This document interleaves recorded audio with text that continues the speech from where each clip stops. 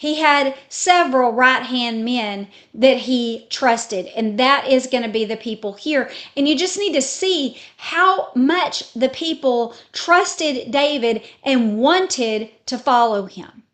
And so the chapter 23 begins by saying that he had 3 men besides Joab. We know that Joab was his very top chief commander. But after him, he had 3 men that stood out amongst all the rest. And it lists their names and says the reason that they stood out amongst everyone else is because in 3 separate fights with the Philistines, they single-handedly warded them off because the rest of the Israelites ran away. And so they stood there and defended the land. One of them saying he swung until his hand was so tired he couldn't swing his sword anymore. And the people only came back after everyone was dead.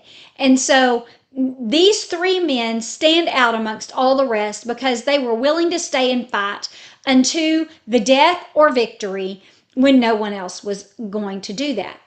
And then it goes on to tell us that there was another man that was very significant, just not quite as good as those 3. And this was Abishai. This is Joab's brother. And remember, he's the one who was in the cave whenever Saul came into the cave with David and his men. And Abishai said, God's given him into your hand. You should go and take him. And David was like, no, I'm not going to do that. God anointed him as king. I don't think that's why he's here. He's here for me to spare his life. And so that's what David did. This is that man. And it says that Abishai killed 300 men by himself. And so God made him the commander over the other 30 guys that he's about to list. So these are the 30 right-hand men that Abishai is commander over. And then the other guy that wasn't as good as the 3, but was significant and ended up being made David's, the head of his personal guard, was Benaiah. And this man, it says, did many heroic deeds. He struck down 2 heroes of Moab. He killed a lion, and he killed an Egyptian that was 7.5 feet tall with his own spear. He literally yanked the spear from the man's hand and killed him with it. So this is a very heroic guy. And David's like, I need you protecting me, and I want you to be in charge of all those that protect me. And then it lists the 30 guys. The only problem is that it lists 32 men. And so it's like, why do you call them the 30 if there are 32? Well, one thing that we know is that Asahel, which was the 3rd brother of Joab and Abishai, he was killed, remember, by Abner. And so he was one of the 30, but he died. There's another man who we'll find out about later, also listed among these, that died.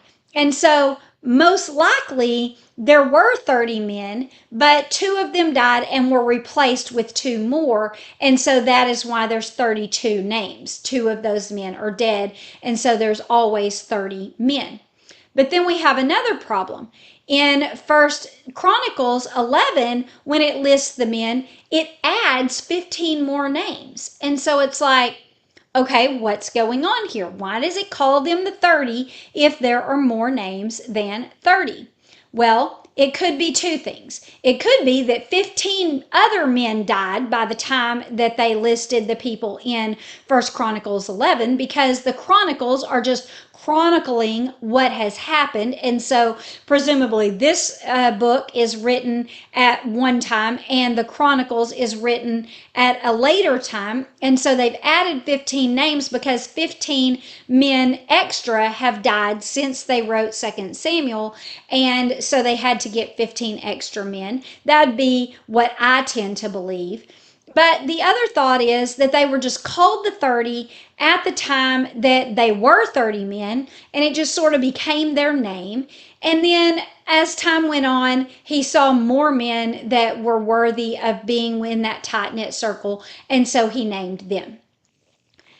regardless of why it is, we know that these men that are named here are the most significant people to David, and they're named because of their value to him.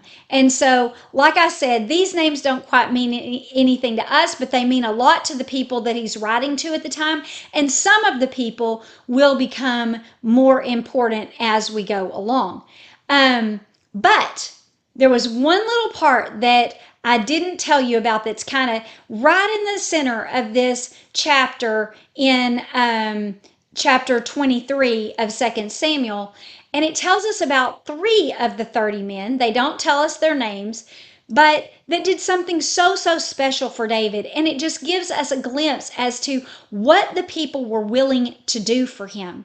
And it says that there was a time when David was hiding in the cave of Adullam, and the Philistines had come out and they were encamped at Bethlehem. And it reminded David of his hometown of Bethlehem. And he just remarked, "Oh, I wish I could have a drink of water from the well that's at the gate of Bethlehem. This is where I grew up, and I love the water that comes from that well."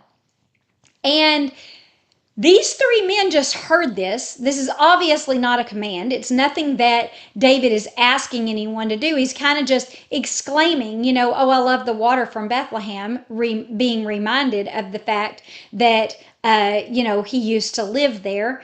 And it says that they broke through the enemy's camp just to get water for David. And then when they brought it to him, David is so overwhelmed by their selfless act that he's like, "I can't take this water. I can't do this selfish thing by fulfilling my own desires. These men risked their lives just to give me this water." And so it says that they pour it out as a drink offering to the Lord.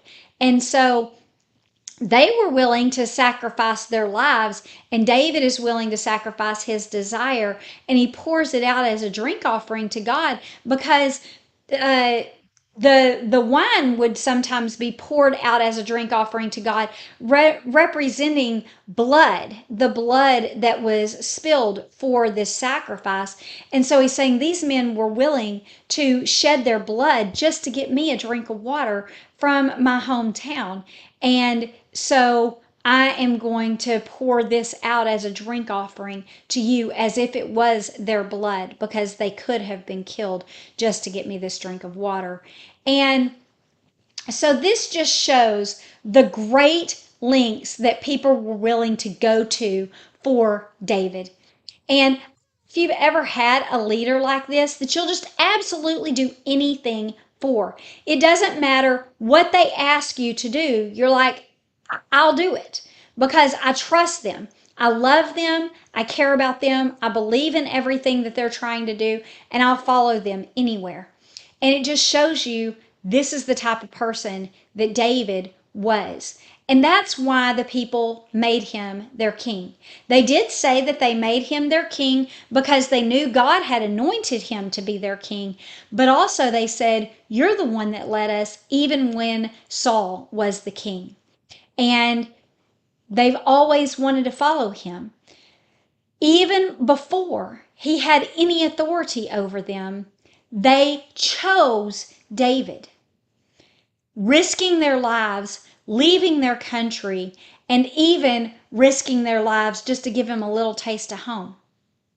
And so the first lesson that I think we can learn from this is, man, I want to be that kind of person, right? The kind of person that other people choose. The first time that I have to start forcing another adult to do something that I want them to do, I should probably think, is my argument not persuasive enough? Am I not a person that they think enough of to just do this because I asked them, because they trust me and they believe in me? Maybe I need to change my tactics. If I'm having to force or manipulate or coerce, then maybe I'm not doing something right, because I should be able to persuade people that are around me to do things if I am a competent leader, if I am someone worth following, if I am, kind to them and they believe in what I'm doing.